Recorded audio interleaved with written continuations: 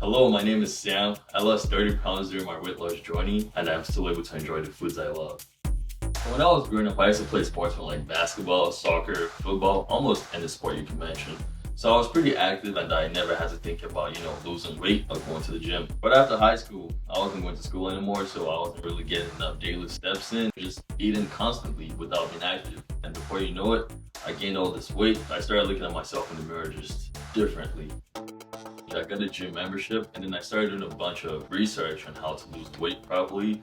I also started researching the best meals to eat to help you lose weight, and this is where my whole cooking content came about. This is legit the best protein ice cream you can make. Look.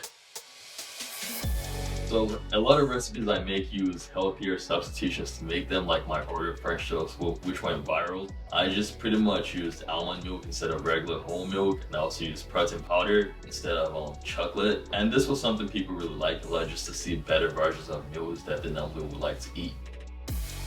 I released a cookbook called the Certified Gains Cookbook, and I think it's gonna help people because they have access to all my meals in one place. And I just want to encourage people to eat more healthy.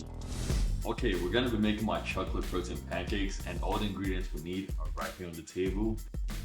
I started off with the egg whites. I'm gonna go with milk, our syrup, well, sweetener, not syrup. But it's pretty much the same thing, just sugar-free sweetener. Some ripe bananas, some very ripe ones.